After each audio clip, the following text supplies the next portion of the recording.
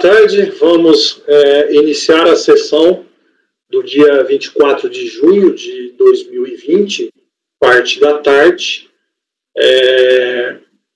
Iremos julgar os processos a partir do item 140 e indo até o 200. Haverá sustentação oral no item número 175, de relatoria do conselheiro Márcio. A turma está completa e iniciaremos então o processo 140, distribuidora de bebidas, relatoria conselheiro Márcio Costa. Com a palavra, conselheiro. Então, vamos lá. Trata-se do presente processo de auto de infração, folha 19, emitido pela DRF Palmas, referente à multa isolada no valor de R$ 8.183,66, com fundamento no artigo 18 da Lei 10.833 de 2003. Em relatório fiscal, folhas 25 a 27, a DRF contextualizou que o contribuinte compensou indevidamente débitos próprios com supostos créditos de terceiros, conforme declarados nos PERDCOMPs baixados para controle no manual do processo número final 2007-36, resultando no despacho decisório número 498. Em referido despacho decisório, as compensações foram consideradas não declaradas. Os PERDCOMPs vinculados ao mesmo crédito não surtindo qualquer efeito de aceitação do valor pretendido. Sendo assim, lavrou-se multa isolada de 75% do total dos débitos indevidamente compensados, conforme determina o artigo 18 da Lei nº 10.833 de 2003. A DRJ somente conheceu dos argumentos da impugnação da multa por considerar que a discussão do crédito ocorreu em outro processo, final 2007-36, tendo sido reconhecida a compensação como não declarada. Quanto à parte conhecida, a DRJ julgou improcedente por entender que a multa era devida ao caso, pela utilização de crédito de terceiro pela recorrente. Em suma, presidente, é esse o relatório, mas eu trago mais detalhes no voto, no qual irei ler a íntegra para melhor retratar as razões pelas desconsiderações da declaração de compensação.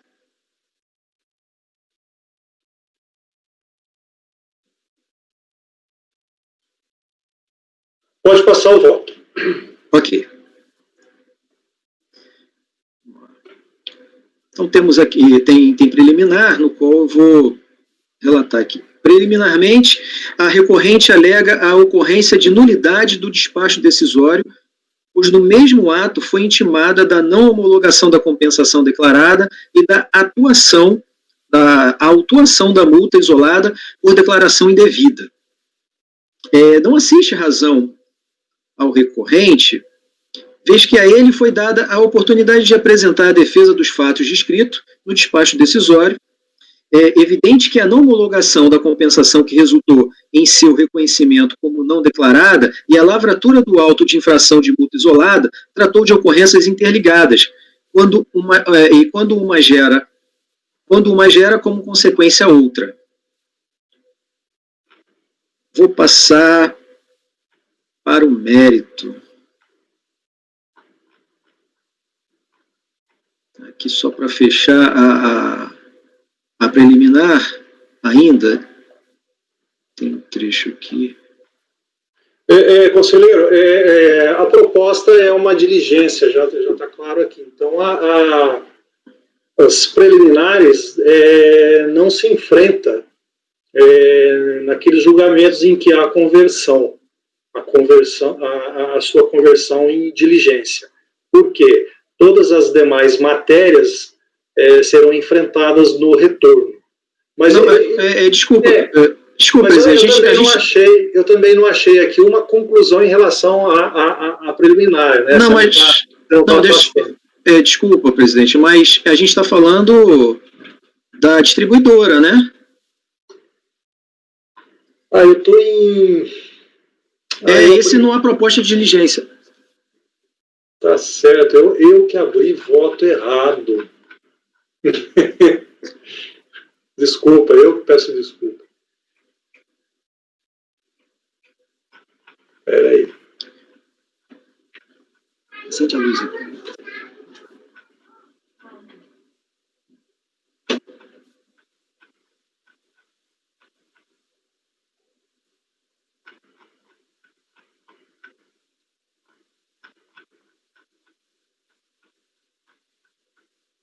Tá, mas pode continuar. Ok. Então, eu vou finalizar aqui a questão da preliminar. Eu já ia passar direto o voto, pulei o parágrafo aqui. Outro sim, não há o que se falar em cerceamento de defesa, uma vez que, dada a oportunidade de apresentar a manifestação de inconformidade, e ainda que esta tenha sido convertida em impugnação, a recorrente tinha conhecimento das razões e fatos que levaram o fisco a lavrar o auto de infração, tanto que o inconformismo foi detalhado no aludido recurso. Sendo assim, rejeito as preliminares arguídas. Passando para o mérito. No que se refere às razões pela desconsideração das declarações de compensação, a fiscalização assim destacou. Nos 3 primeiros PERDCOMPs, listado na tabela de parágrafo 1º, o contribuinte indica que o crédito advém da empresa incorporada, CNPJ tal, que pertence à empresa WR Maia Cardoso Serviço. Nesse aspecto, foi feita consulta à base de dados do Cadastro Nacional de Pessoa Jurídica, onde se observa que não consta registro sobre essa sucessão, folhas 33 a 36. Igualmente, nos 3 primeiros PERDCOMPs listados, verifica-se que está indicado na referência do DARF o número final 447, o que traduz, no âmbito da Receita Federal, uma sequência de número de processo no qual os devidos separadores seria grafado final 2004-47. Destaca-se que esse processo atualmente presente na seção de ORT DRFB de Brasília possui como interessado a WR Mata Cardoso Serviço e Assessoria. No item 3, sigo relatando aqui, nos 5º e 6º PERDCOMPs, listado no parágrafo 1º, verifica que se referenciou que o crédito encontrava-se discriminado na 3ª declaração de compensação. Tal vinculação apenas criou grupos de PERDCOMPs vinculados ao mesmo crédito, não surtindo qualquer efeito de aceitação do valor pretendido. Ressalta-se que o primeiro PERDCOMP foi cancelado pelo PERDCOMP final 9020, tendo em vista que a declaração de compensação encontrava-se pendente de decisão administrativa à data da apresentação do pedido de cancelamento. Tal cancelamento está de acordo com o artigo 62 da IN 600/2005. Sigo trazendo outra descrição. Na descrição dos fatos no relatório fiscal, conta a seguinte narrativa.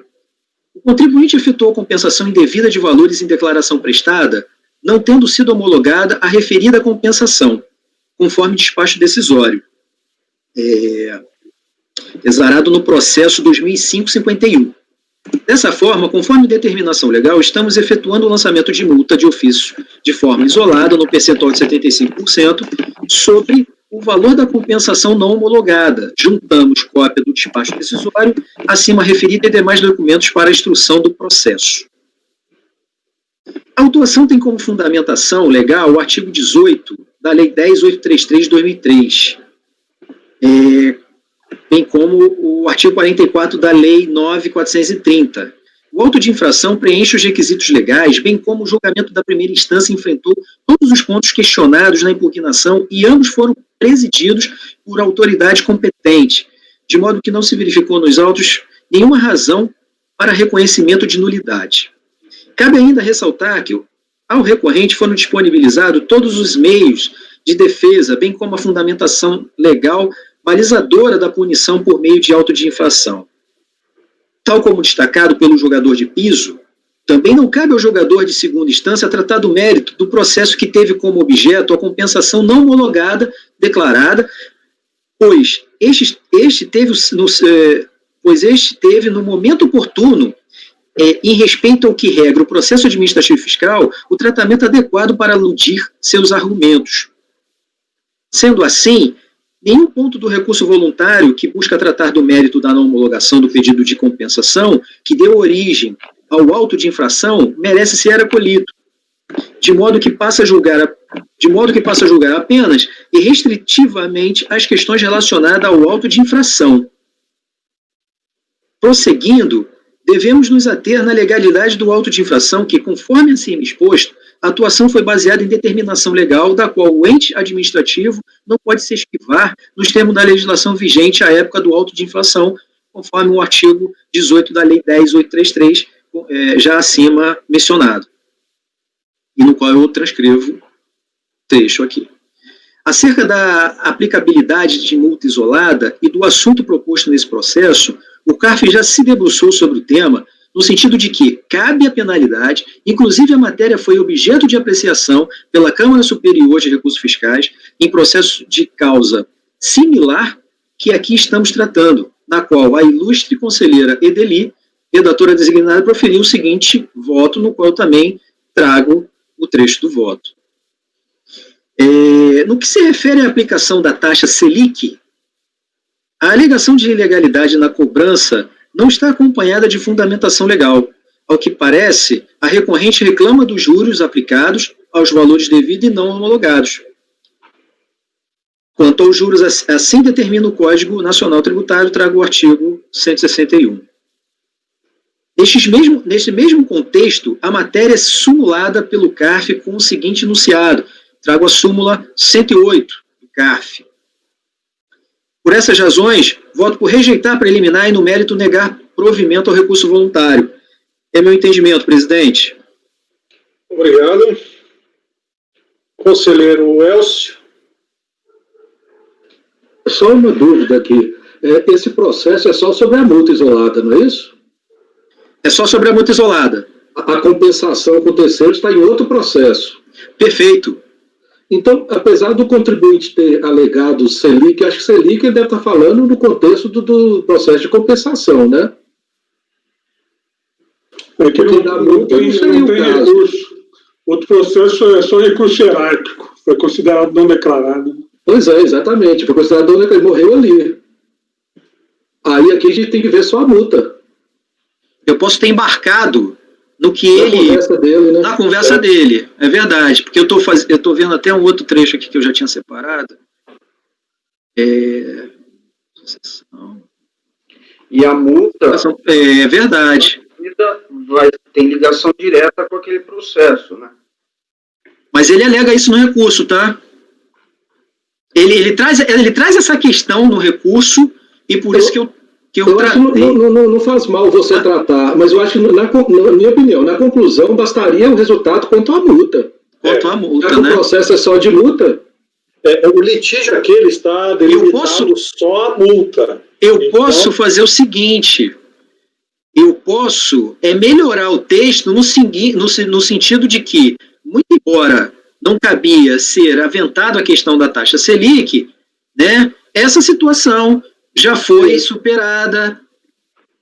Que não é objeto. Que não é objeto, justamente. Eu posso melhorar esse trecho para também não omitir essa informação do recurso. Mas se... É bom que depois ele não alega, né, que não enfrentou o argumento dele e tal. Eu posso fazer esse ajuste, sim. Ok.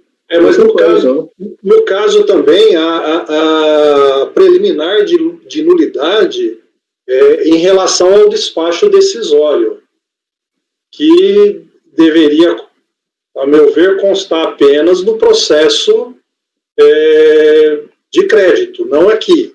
Que aqui é um auto de infração. Exatamente. Então, entendo também que a questão da nulidade é nem conhecê-las. Entendi. Não é objeto também. Não é objeto desse litígio. Você pode fazer referência, normalmente é o que se faz. Ele traz, sim, é normal que ele traga os mesmos argumentos do processo de crédito para o processo de multa. Mas eu acho assim, o início do voto delimitar bem o que está em litígio no presente processo. E retira a preliminar? Retira a preliminar. Ok. Mas posso, no dispositivo, eu posso colocar. Ele alega preliminar de nulidade do auto de infração também. Sim. Aí teria que analisar a nulidade do auto de infração. Eu vi pelo voto, né? Preliminar, alega a ocorrência de nulidade de despacho decisório. Se constado o auto, mantém a nulidade, mantém o enfrentamento. Não, perfeito, porque realmente a recorrente alega a ocorrência de nulidade do despacho decisório, pois no mesmo ato foi intimado da não homologação da compensação declarada e da autuação da multa. É da autuação da multa, tá certo. Rejeitar a preliminar, tá ok. Então o dispositivo está ok. Está ok. O dispositivo está ok, e eu faço só esse ajuste. Eu faço só esse ajuste da taxa Selic. Ok. Perfeito. Eu já votei? Já votou, né? Certo. Leonardo Andrade. Com o relator. Leonardo Macedo. Com o relator, presidente. Pedro. Com o relator. Marcos. Acompanho o relator. Laércio. Relator. Acompanho o relator. Eu também acompanho o relator. Então, o dispositivo fica, a decisão. Acordos membros do colegiado, unanimidade de votos, rejeitar a preliminar de nulidade do auto de infração e no mérito e negar provimento ao recurso voluntário.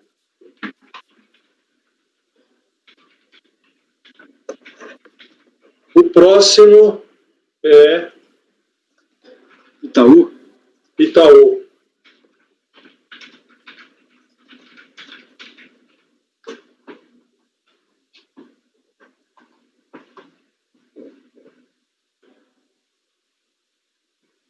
Vamos lá.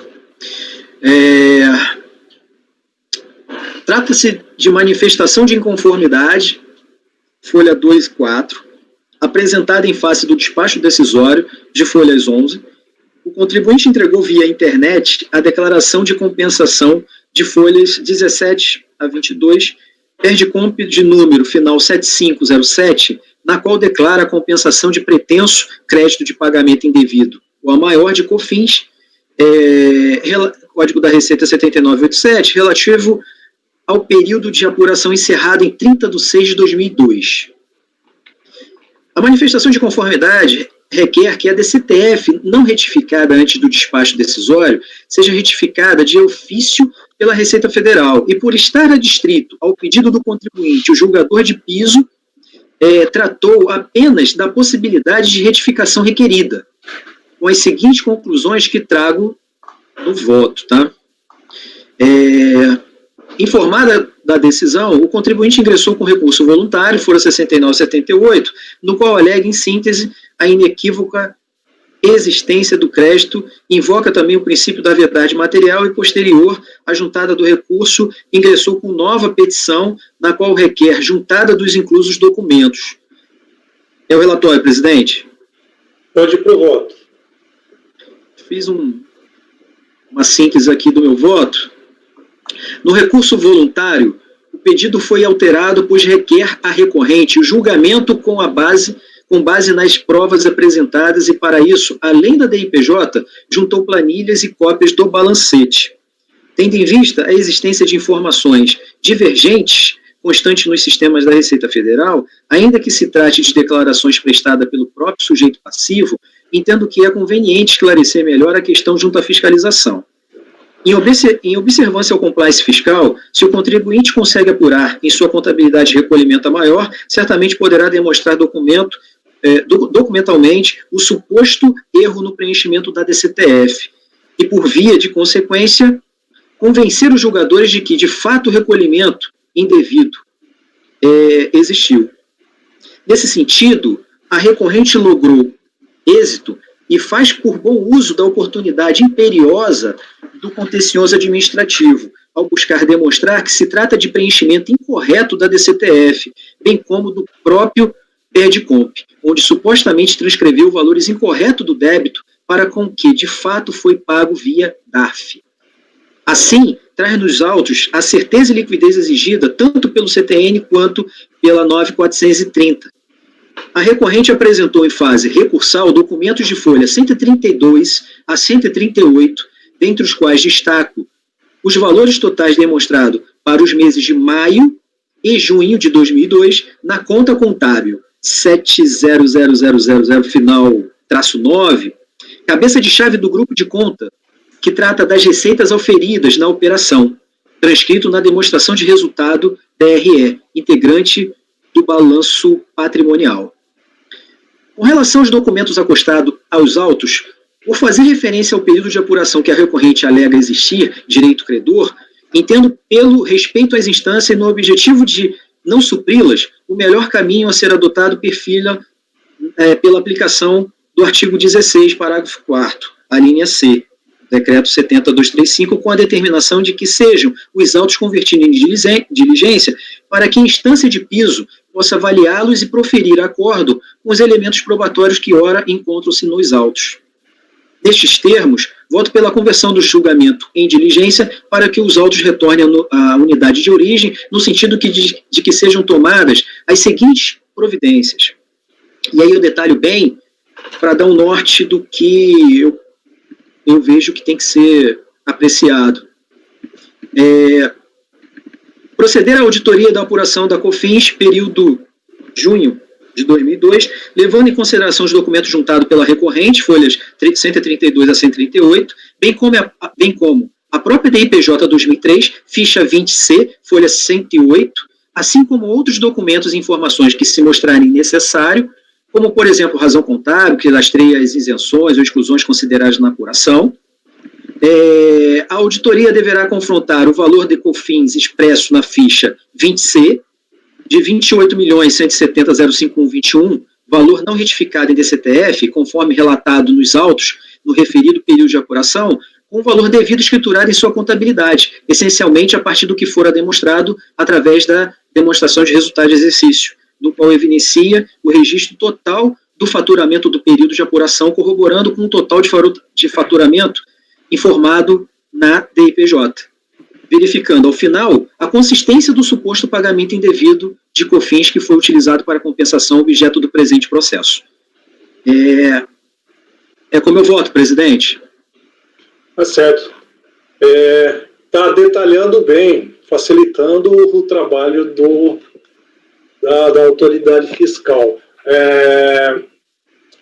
Normalmente, nós costumamos dar uma redação mais simplificada para o procedimento da autoridade, né, que ela intimará e analisará, podendo requisitar documentos, o que julgar necessário. Mas acho, inclusive, muito louvável já estar bem especificado aquilo que se pretende e aquilo que já se observou nos documentos entregues pela contribuinte. Perfeito, presidente. Está inovando, mas foi bem interessante. Eu acho que foi importante esse detalhamento que ele colocou, porque, a princípio, eu estava considerando que a documentação era insuficiente, né? Só o documento contábil, só um balancete, né? E algumas planilhas, né? Mas, como eu conheço o Márcio, eu sei que ele é rígido nessa análise contábil aí, né? E já indicou mais ou menos o rumo da diligência, né? Sim. Eu acho que é procedente, sim. Sim. Ok, vamos à votação, Elcio. Isso aqui, né, difere um pouco de alguns que nós vimos ontem, né? Porque aqui na manifestação de conformidade ele já alega que foi um erro de cálculo mesmo do imposto e de pagamento indevido. Como era um despacho eletrônico, né, tem pouca informação, a partir da DRJ que veio falar, e a DRJ barrou só em termos de questões de retificação da DCTF e tal, aí ele traz mais informações no recurso, eu acho que está dentro da linha do que a gente acata, eu acompanho o relator. Tá certo. Leonardo Andrade. Com o relator, presidente. Macedo.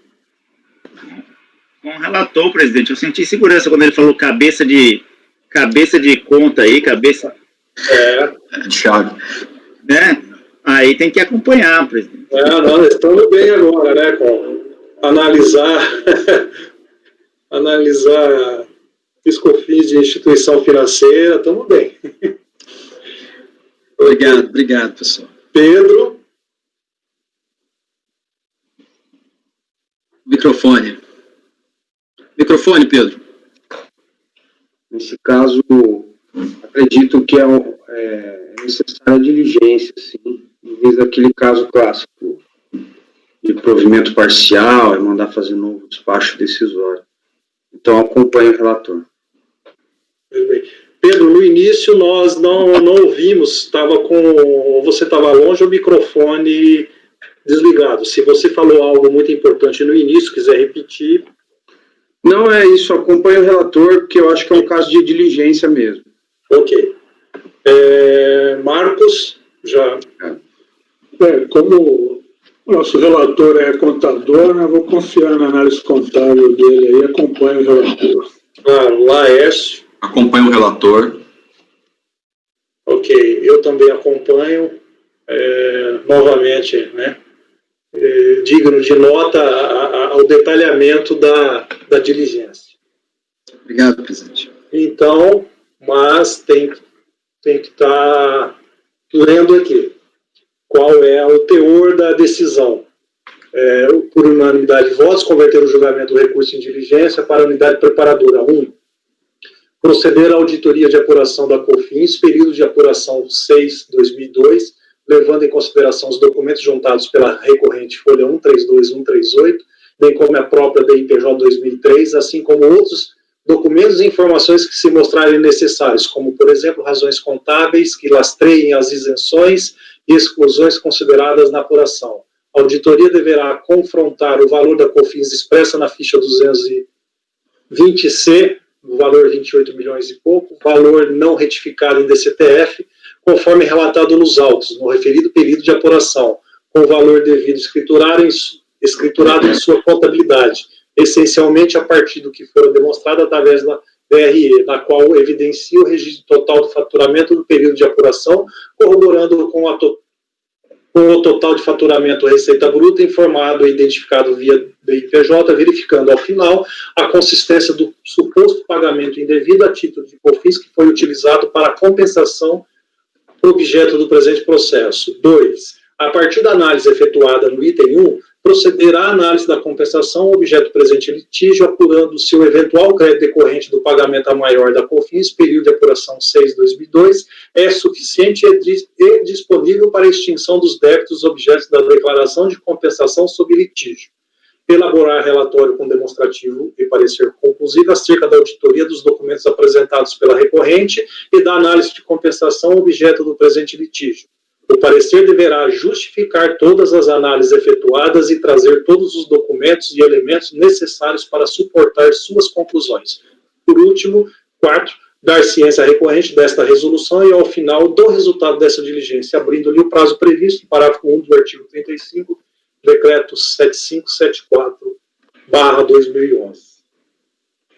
Muito bem. Prometo que eu vou tentar sintetizar mais, hein, presidente? Não, você pode incentivar os demais relatores a fazer quando propuserem diligências, serem bem específicos também. Passar pelo crivo dele, do refinamento. Então vamos ao item 142 de sua relatoria também, Márcio. Isso, capitaliza. Capitaliza. Deixa eu pegar aqui.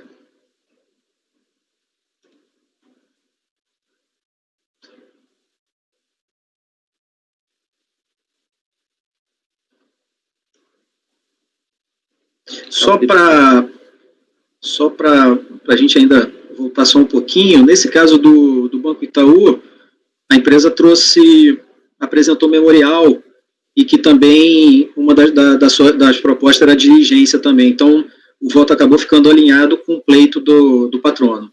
Sim. Então,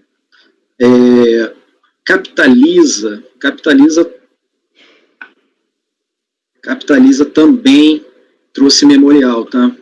Também trouxe memorial. Vamos lá. Márcio. Sim. Eu tô vendo aqui que é CSLL, né? Capitaliza? É.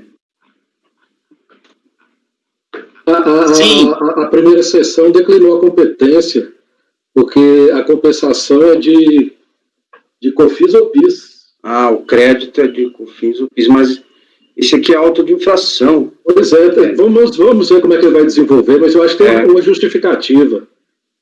Perfeito. Vamos lá.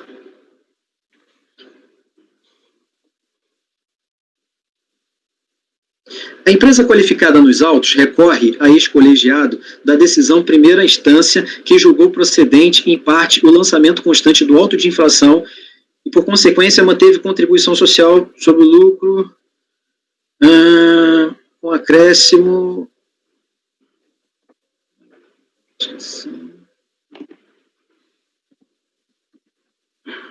Agora até eu aqui fiquei meio. Vou. Deixa eu dar uma lida aqui, porque agora. Contribuição social. No final do seu relatório, você dá uma explicada aí que eles devolveram para a terceira. Tem uma decisão da primeira sessão devolvendo.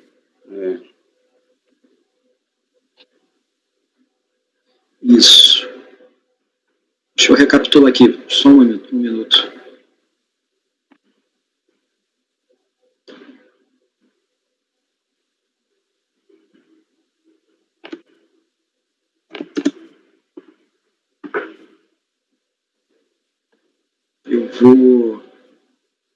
Eu vou ler o relatório na íntegra para ficar melhor detalhado. Eu tinha um resumo aqui, mas o relatório na íntegra fica melhor. Então vamos lá.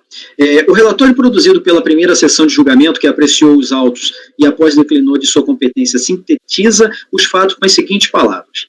Capitaliza empresa de capitalização já qualificada nos autos, recorre a ex-colegiado da decisão de primeira instância que julgou procedente, em parte, o lançamento constante do auto de infração folha 2 a 6, e, por consequência, manteve contribuição social sobre o lucro relativo ao mês de outubro de 99 no valor de R$ 4.576. Com acréscimo dos juros de mora exonerado a multa de ofício no percentual de 75.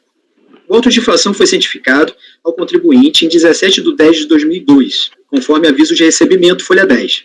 Consta na descrição dos fatos e enquadramento legal que o contribuinte não efetuou o recolhimento da CS e nem confessou os débitos em DCTF, conforme representação. Isso é porque aqui a gente começa a falar do débito. Conforme representação fiscal constante dos autos do processo final 2002-59. Apenso ao presente processo, o contribuinte teve indeferido o pedido de compensação de R$ 4.576,94 de contribuição social sobre o lucro, com vencimento em 30/12/99, conforme o processo final 41. E que o lançamento foi efetuado em atendimento ao disposto no artigo 90 da MP 2000-158-35. Prosseguindo, a Delegacia da Receita Federal de Julgamento de São Paulo julgou o lançamento em decisão proferida no venerando acordo 16.10.799, de 27/9/2006, cuja emenda transcrevo. A emenda transcrevo aqui abaixo. Aí aqui parte da emenda, importante, as razões manifestadas na peça recursal são, no essencial, para demonstrar que o auto de infração é consequência do despacho proferido em relação ao pedido de restituição de COFINS para a compensação da contribuição social. Então esse é o ponto, né? Eu comecei a falar de contribuição social ali no meu resumo, mas na verdade eu já tinha que ter ressaltado esse ponto que, na verdade, foi o débito que estava sendo questionado por conta dessa restituição de COFINS. Prosseguindo, ao ser remetido ao CARF para julgamento do recurso, o processo inicialmente foi distribuído para a segunda turma da primeira especial da primeira sessão de julgamento, que, ao verificar que o crédito em discussão é relacionado a COFINS, declinou a competência para uma das terceiras sessão, visto que assim determina o RICARF.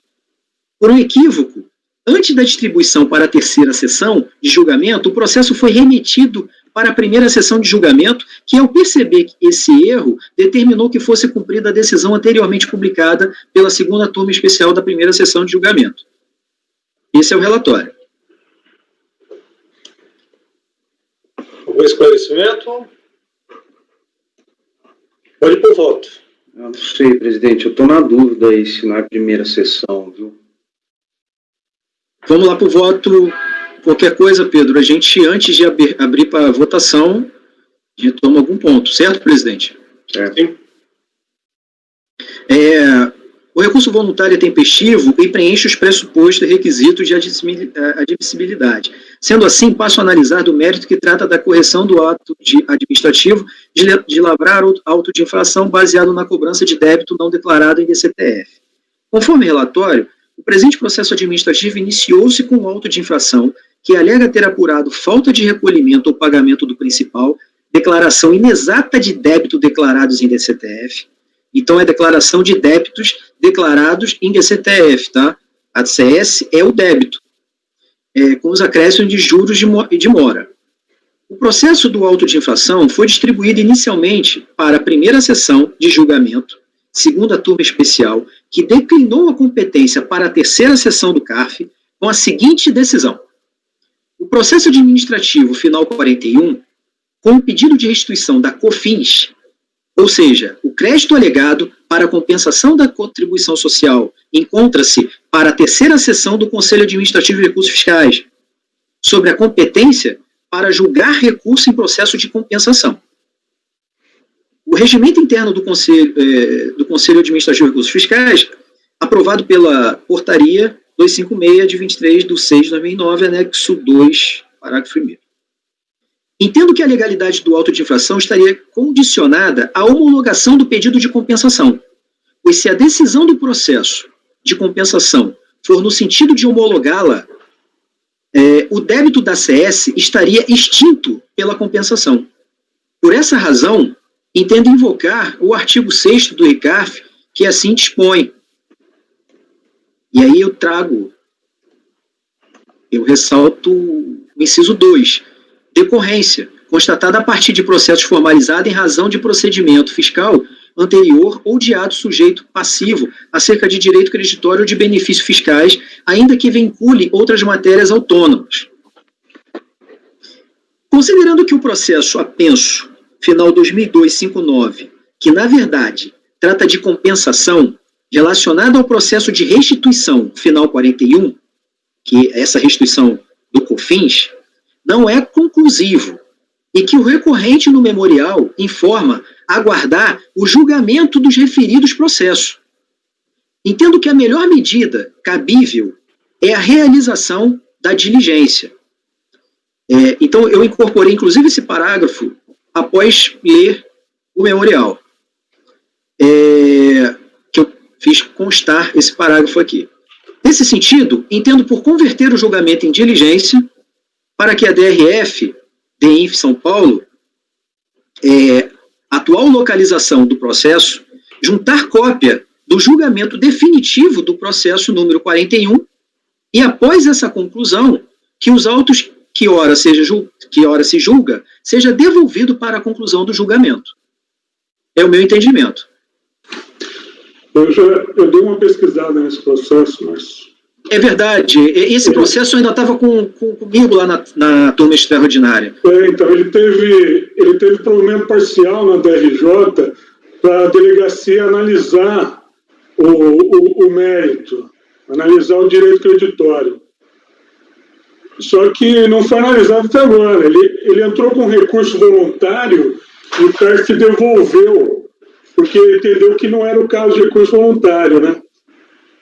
Isso mesmo. Está na DINF lá para ser analisado. Então, eu sugeria colocar, só acrescentar no parágrafo para analisar o direito creditório, se for o caso. Aqui no dispositivo, Marcos? Porque você colocou ali só para juntar a cópia do processo, né? Isso. Então, adiantando, eu colocaria lá para ela analisar o direito creditório e verificar se realmente houve a compensação dos débitos, para ver se vai ser cabível a multa ou não, né? Ela está parado lá na DINF.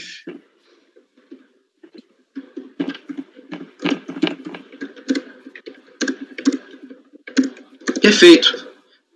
Eu acolho a sugestão se os demais também compreenderem que é pertinente. Presidente, eu preciso dar uma olhada, eu quero ver esse despacho que devolveu para a terceira sessão. Você me dá um minuto aqui? Sim. Tá. Enquanto isso, Márcio, pode, melhor redigir. Despacho, Pedro, está na folha 87, de papel. Obrigado, Elcio. Deixa eu ver. Márcio, melhor redigir O dispositivo, né? o dispositivo com essas sugestões do Marcos. Sim, eu estou colocando aqui, nesse sentido, entendo por converter o julgamento em diligência para a DRF, para analisar o direito creditório, assim, juntar cópia do julgamento definitivo do processo número 41 ao resto, só incluir essa frase, para analisar o direito creditório. Ok. Pode me passar via a ferramenta, né, no Jitsi ou Tá bom. no privado. Aqui, Pedro, a primeira sessão, ela fundamentou a passar para o terceiro com base no seguinte dispositivo do regimento da época. Uhum. A competência para o julgamento de recurso em processo administrativo de compensação é definida pelo crédito alegado, inclusive quando houver lançamento de crédito tributário de matéria que se inclua na especialização de outra Câmara ou seção. Então, essa regra, eu acho que ela não tem mais, né? Pois é, mas aqui essa regra também depende de interpretação, né? Que aqui fala competência para julgamento de recurso em processo administrativo de compensação, não é o nosso caso. Não é. O processo nosso não é de compensação, é de lançamento. Em regra geral, vendo assim o processo, eu entendo que a gente não pode julgar auto de infração de CSLL, independentemente da origem. Também. Não, mas quando tem restrição, compensação, é em função do crédito, né? O crédito é de COFINS, né? Só se essa questão de ser só o lançamento da multa aí, né? Foi por isso que eu fiz constar, o trecho que eu trago aqui da segunda turma especial, que declinou a competência para a terceira, é justamente o que eles alegam, né? Eu vou ler novamente aqui, o processo administrativo 41, com pedido de restituição da COFINS, ou seja, o crédito alegado para a compensação da CS, encontra-se para a terceira sessão. Então, quer dizer, ainda não tinha julgado o processo que ainda está pendente, que é justamente a restituição da COFINS, né? Sobre a competência para julgar recurso em processo de compensação. Então, eu entendi muito pertinente quando eles declinaram a competência para a terceira, porque esse processo do crédito, ele ainda está pendente de julgamento, e quem vai apreciá-lo primeiro é a terceira sessão. E se não for devido, se esse crédito for bom, não é o que se falar mais em multa, né? Eu acho que isso aí que você está propondo era o que a primeira sessão tinha que ter proposto. Para devolver, para guardar a decisão da terceira Câmara. Entendi, Elcio. Eu estou vendo o Ricardo agora, e a redação aqui é clara, em função do crédito. Eu até vou ler aqui para vocês. Qual que é o artigo que você está vendo? O artigo 7º. Anexo 2, né? Então, o mesmo que foi colocado lá a competência para o julgamento de recursos em processo administrativo de compensação é definida pelo crédito alegado, inclusive quando houver lançamento de crédito tributário de matéria que se inclui na especialização de outra Câmara ou seção. Mas aqui não é processo de compensação. Você vê que o início do dispositivo ele fala processo de compensação, não é esse caso. O processo de compensação é outro.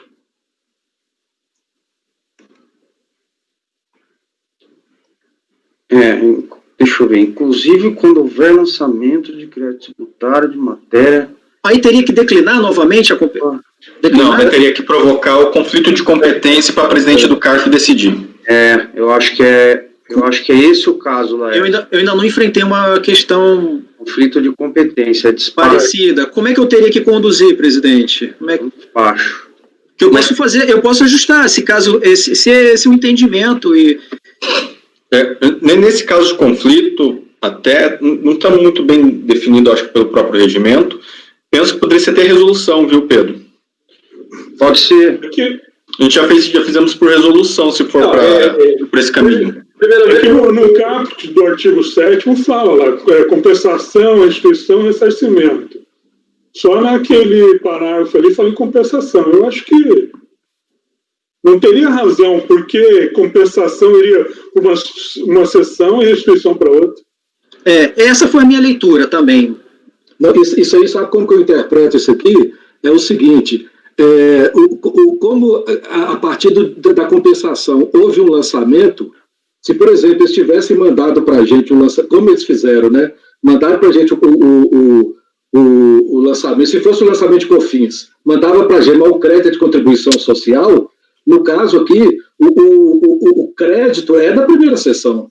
Não, ele continuaria sendo julgado na primeira sessão, independente de ter tido o lançamento de COFINS, que está com a gente. Você está falando no lançamento dos débitos indevidamente compensados. Exatamente. Isso. Como é muito isolada. Não, aqui não fala de. Não estaria vinculado. Aqui é muito isolada. É a multa por não ter. É multa isolada. Não. Por não de infração de contribuição social. Auto de infração cobrando CSLL. Não é da nossa competência de jeito nenhum. Que ele queria compensar, é o débito. Não é nossa, justamente, não é o crédito isso aí. Não, podemos julgar. Aqui o processo é de débito, a auto-infração. Se ele é decorrente de outro que seja de competência da terceira, ele que seria então a questão de sobrestar esse aqui na primeira sessão. Exatamente, é isso mesmo. Para que houvesse, que se aguardasse o julgamento do outro. Aqui seria, mas como lá já foi declinado a competência, e se entender que aqui também se declina, seria a questão, sim, de provocar Teria um conflito de competência. O conflito de competência. Seria o conflito de competência aqui. Até porque o presidente da primeira sessão assinou lá. Não tem como desobedecer aqui. Exato. Podemos falar, não pode.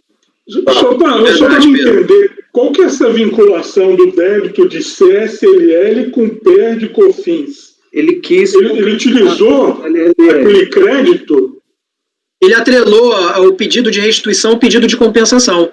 Não, ele quis compensar o crédito ACS com o crédito de COFINS. Ao contrário, ele quis compensar o crédito de COFINS com o CSLL. Com débito de CS.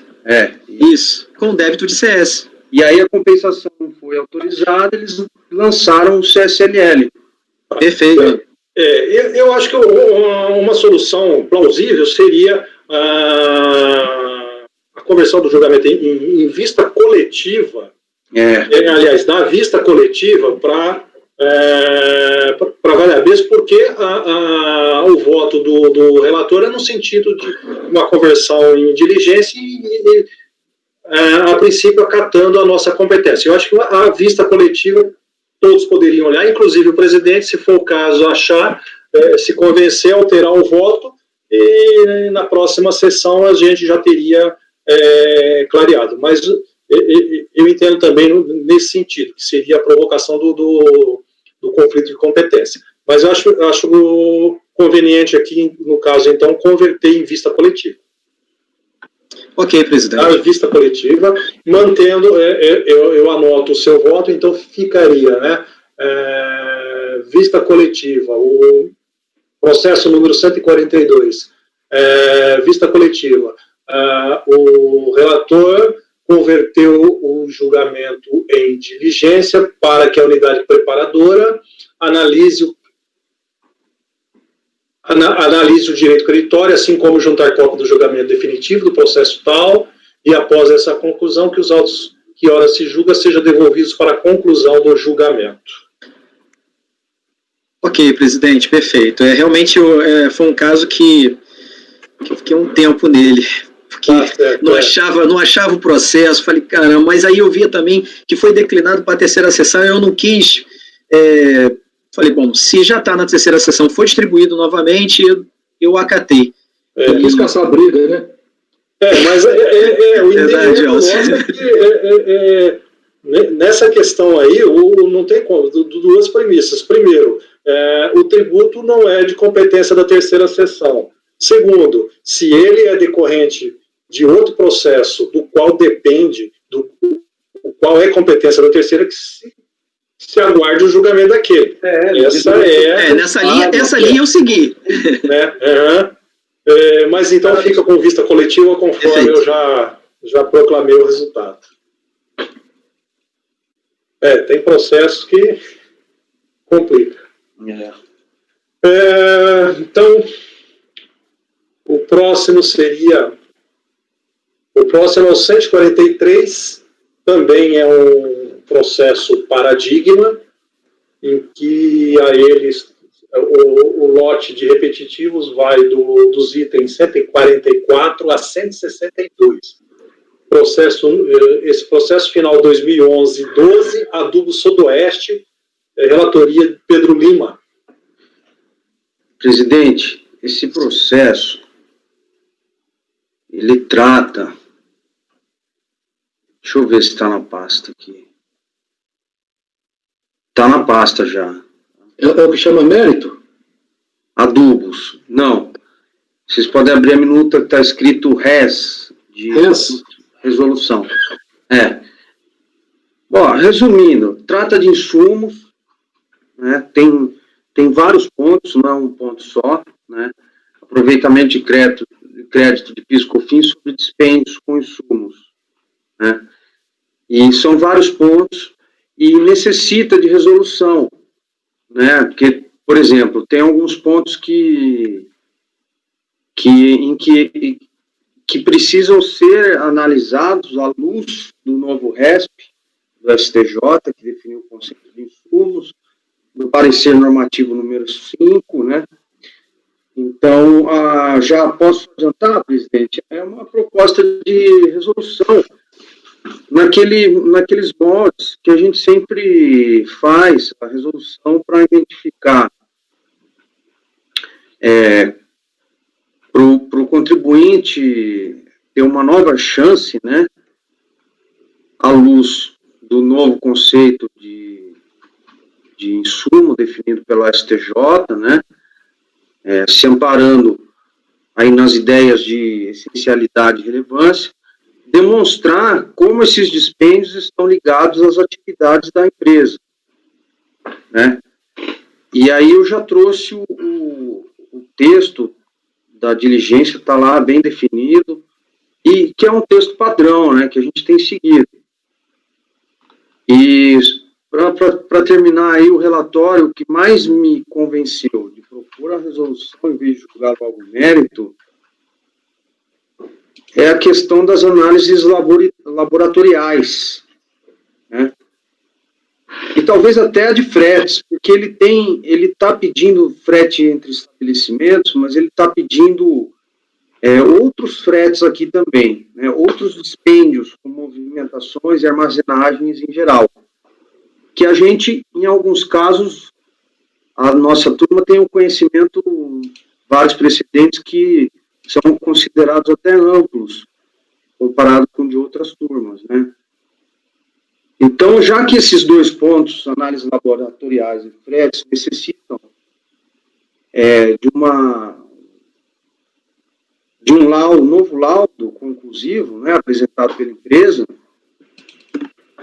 de acordo com esses novos parâmetros, já a ideia é propor em diligência e já oportunizar para o contribuinte fazer de todos os créditos que ele está pedindo, né? Como sempre, a gente faz geral. Então, esse é o ponto, essa é a proposta de diligência, e se vocês quiserem ver mais o processo, calma, eu trouxe no resumo, que está ali na pasta também, o trâmite do processo, tá? Então, esse é um caso de crédito, tá? Não é auto de infração. Então, você tem a manifestação de conformidade, em seguida o relatório fiscal, despacho decisório eletrônico, que homologou parcialmente, DRJ-CE, julgou improcedente. Aí, no recurso voluntário, ele vem e traz as alegações. Aí, eu resumi para vocês ali, eu copiei os tópicos do recurso voluntário, para vocês verem quais são, né? Ó, frete sobre compras de insumos. Frete de transferência entre estabelecimentos da própria empresa. Material reputado como de uso ou consumo. Armazenagem desestiva de produtos importados alíquota zero, que são os adubos. Fretes na venda, que foram glosados como se fossem fretes na venda, mas eram fretes na compra de produto com a alíquota zero, na compra dos adubos, né? Então, o adubo é insumo para ele, apesar de ter alíquota zero. Frete, armazenagem desestiva no recebimento do adubo importado com alíquota zero. Equipe de segurança e uniformes. Análises laboratoriais. Eu imagino que deve ter alguma análise laboratorial aqui importante, né? Porque o adubo, imagino que talvez seja necessário um certo cuidado de higiene, né? Laboratorial, análises. Desculpa te interromper, do adubo, então, Pedro. só para concluir, Laércio. Então, o relatório é esse e a proposta é de diligência. Seria aqueles casos que nós temos dificuldade de poder resolver aqui, precisariam mais informações um pouco mais detalhadas até, né? Que só lá na origem eles conseguiriam fazer, né? Pelo que eu estou vendo. É adequar mesmo ao novo conceito de insumo do STJ. A consideração que eu faço é que concordo de que o que a unidade de DJ analise à luz das INs vinculadas ao IPI e não ao RESP, e mesmo ao novo parecer, deve ser refeito. A questão é que o que pode resultar disso aqui, que nos processos do lote haja itens que conste de não conste de outros. Tudo bem, Pedro, relator não tem que ter, não precisa se preocupar com essa situação. No futuro é que, voltando, se houver diferenças entre eles, mantendo-se o lote, é onde deve gerar embargos, coisas assim. Mas, a princípio, eu só faço essa... Não é nem ressalva, é só mesmo uma consideração, né? Então, é complicado, presidente, é uma boa observação.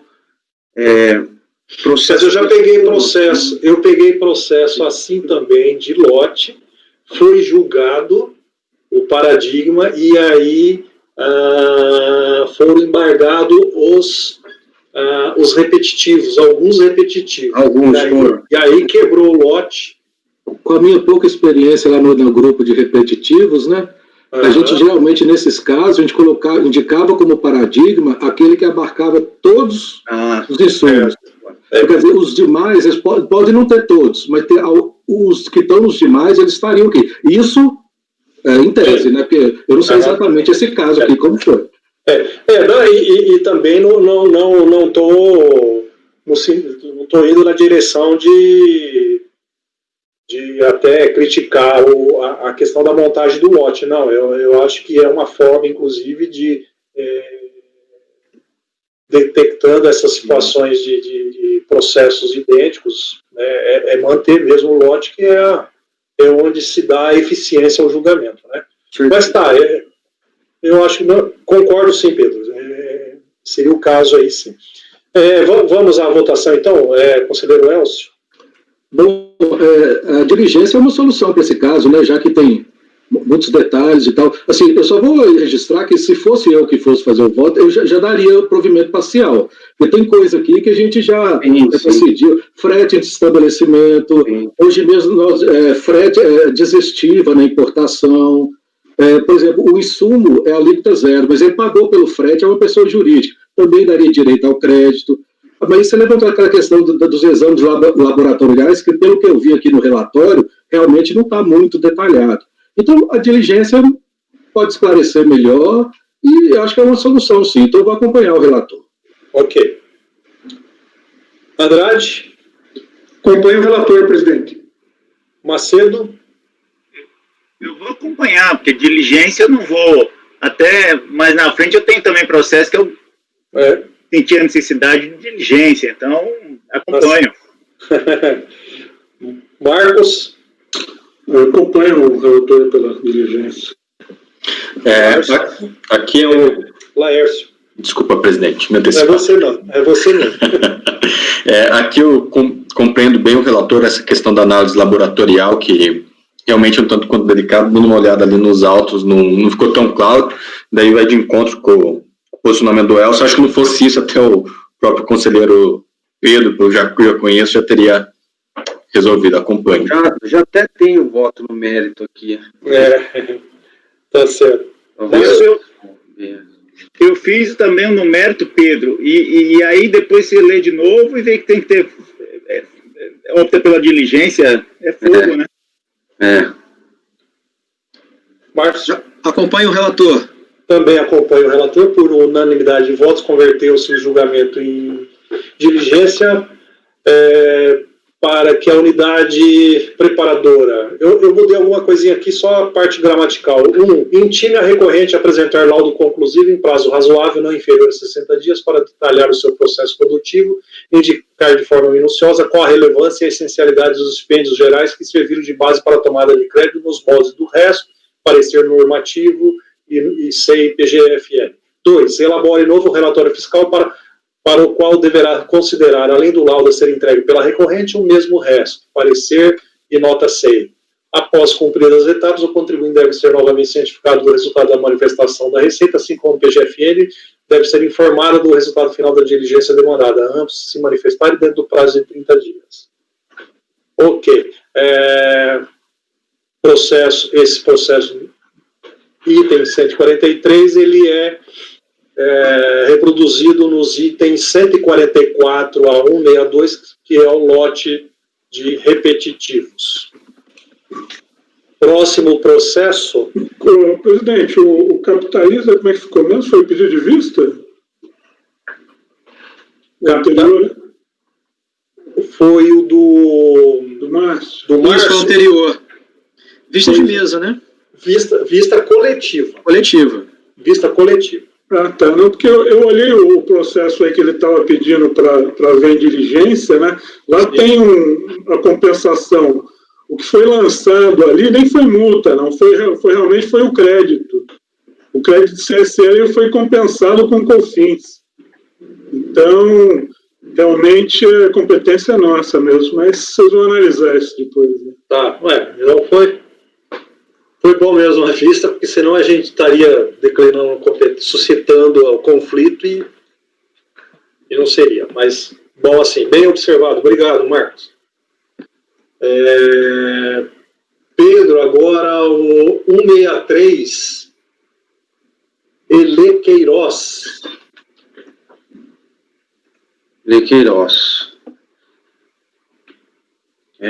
Vocês podem, por favor, abrir a minuta.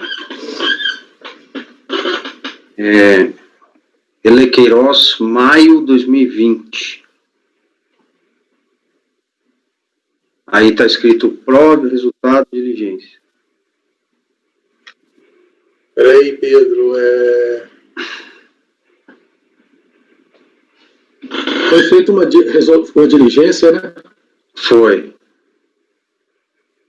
E aí retornou a diligência. PGD Elequeiroz, certo? Não. É Elequeiroz, maio 2020. Em Word. Em Word. É o voto.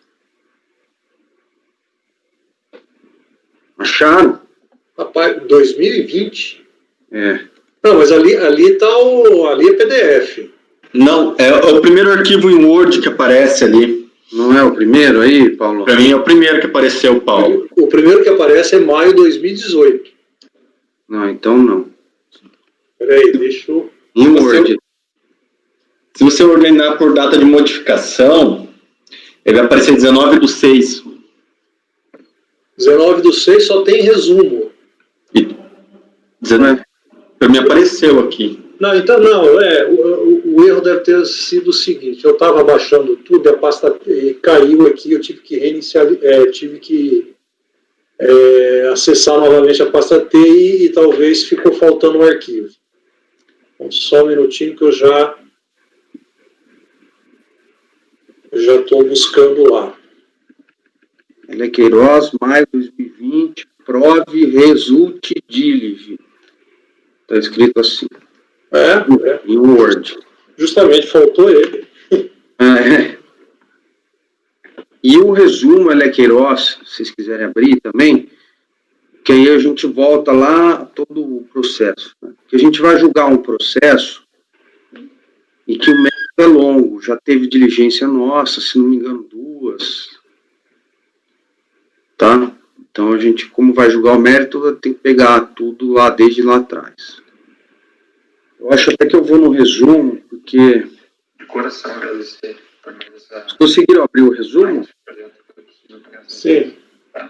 Muito obrigado por Tá. E a minuta você não conseguiu ainda, Paulo? Consegui. Conseguiu. A do Queiroz Maio, né? Tá. Uhum. Então eu vou no resumo aqui. Vamos lá. Eu vou lá desde o começo, tá? No resumo. Esse processo trata de auto de infração de COFINS, tá?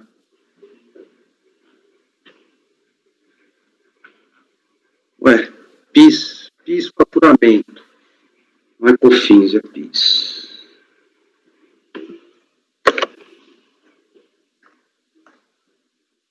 Não, é COFINS, pô.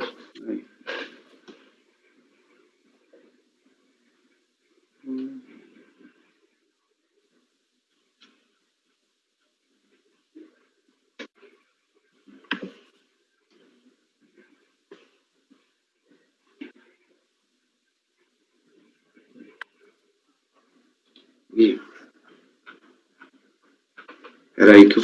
não. Perdão, gente, ó. Vamos lá. Esse primeiro resumo aí, ele é de outro processo da Queiroz, tá bom? Tem que descer lá no meu resumo e encontrar o Queiroz 2012-05, que é o Queiroz final 2012-05, que é o número do nosso processo, tá bom? Tá. Conseguiram achar? Tá mais lá para baixo no resumo. Queiroz 2012-05. Eu coloco um traço assim e começo o resumo desse processo aqui, tá bom? É porque lá na época, em maio de 2018, a gente jogou outro da Queiroz e o resumo estava junto. Por isso que está junto ali. Esse caso aqui é um caso de crédito, tá bom? Despacho decisório eletrônico, não homologou a compensação declarada. Folha as 10, o contribuinte apresentou manifestação de conformidade. Folha 127, DRJ, julgou improcedente, tá? Aí eu trouxe alguns trechos do relatório e do voto da DRJ para vocês.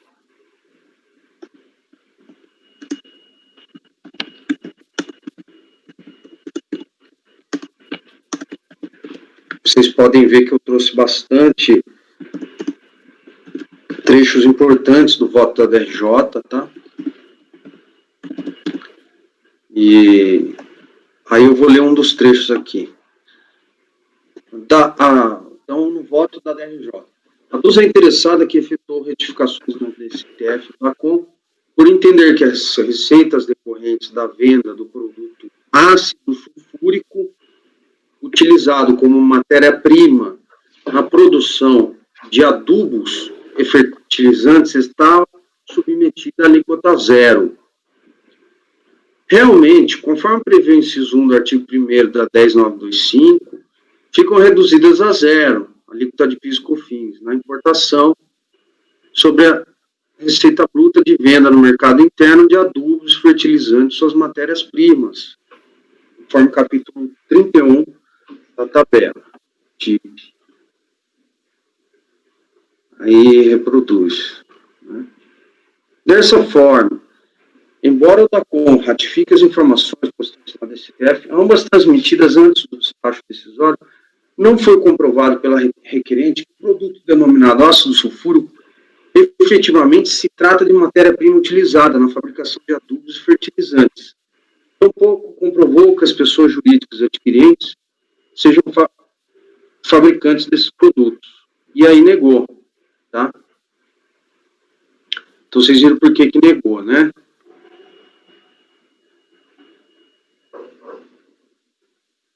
Aí, em recurso voluntário, o contribuinte vem e explica, junta documentos, né?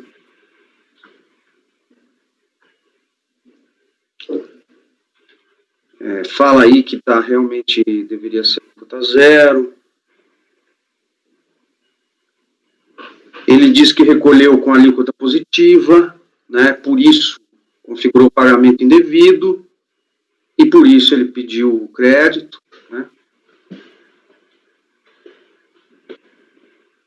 E aí ele aponta o DARF, traz os livros,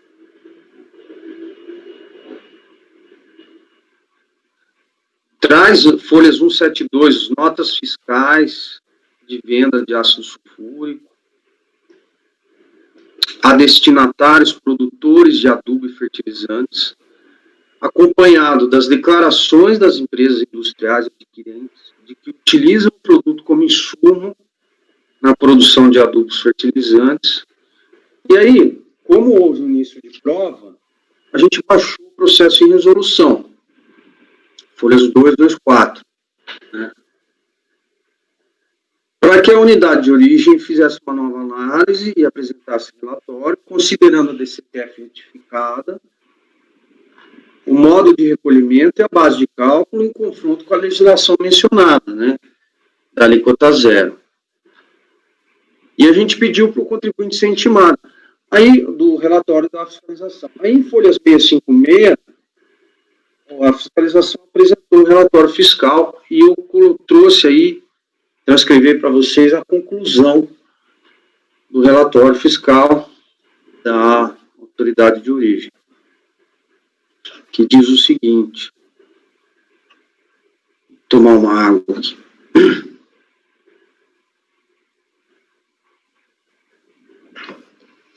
O relatório é bem completo, tá? Estou lendo só o trecho conclusivo. Analisando as informações prestadas pelo contribuinte e seus aspectos relevantes, verifiquei não haver indícios de inconsistência nos valores declarados na DCTF da DACOM retificadoras. Quanto à possibilidade de enquadramento de tributação alíquota zero das vendas de ácido sulfúrico no mercado interno, considerando as declarações adquirentes, as notas fiscais de vendas, reconheço que os requisitos para deferimento estão presentes. Portanto, diante da procedência da alegação do contribuinte, há evidência de que houve pagamento indevido ou a maior pleiteado no perdeconto. Aí vem o contribuinte se manifesta concordando com o resultado da diligência e a PGFN se manifesta também concordando com o resultado da diligência. Então, praticamente, a lide praticamente não existe mais, né? Então, você tem uma concordância geral aqui, de todas as partes no processo, entendendo que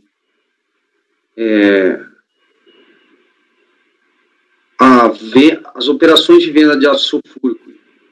Esse é o relatório, presidente. Já pode passar para o voto. A questão classificação da utilização do produto como insumo, a questão da empresa ser fabricante ou não, já estão superados? Eu entendi que sim, presidente. Essa é uma questão do voto aí. Está no voto. Mas eu entendi que sim, presidente, não tem controvérsia mais, né? A própria fiscalização analisou e concordou que sim. Ok. Né? Basicamente é isso. Eu estou votando, concordando com o resultado da diligência. Uhum. É que só agora eu estou conseguindo abrir o processo. Tá, pode passar para o voto. Então eu analisei, li com calma o resultado da diligência, vi lá o artigo 1º da Lei 10.925, realmente reduz a 0, né, os ácidos classificados na posição 2807, 0010 da TIP, né. Então, é a alíquota 0. A alíquota 0 incide na operação do contribuinte. A fiscalização, quando considerou a DCTF retificadora, concordou que houve um pagamento indevido, aí não tem mais lide, né? Concordar com o resultado da diligência e dar provimento para o processo. E com relação à questão que a DRJ utilizou como motivo para negar, né? Restou comprovada nos autos, né? A condição de fabricante lá dos produtos também, né? Por causa daquelas declarações que o contribuinte juntou, que a gente mandou analisar na diligência, né? Então, dar provimento. Isso é o voto. Ok.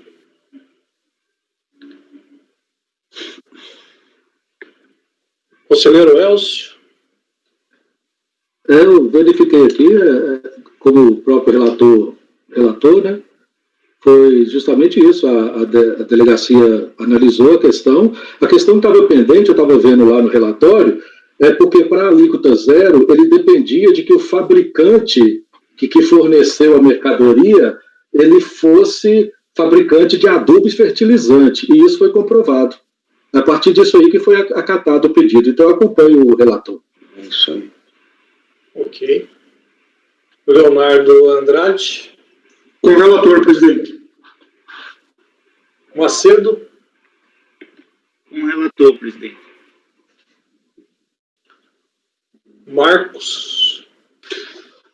Então, justamente essa questão, né, que estava pendente ali na DRJ, que era a venda para fabricante de adubo e fertilizante, né, que foi esclarecida ali na diligência, né, comprovando, né, que houve realmente, que se enquadra, né, na alíquota 0, né, sem teria direito ao restituição do pagamento indevido ali. É isso mesmo, é o comprador, né, que teria que ser fabricante de adubo, é isso mesmo. Eu acompanho o relator. Laércio? Acompanho. Márcio? Com o relator, presidente. Tudo bem. Também acompanho o relator, então, por unanimidade de votos, deu-se provimento ao recurso voluntário. O item 163, Elé Queiroz.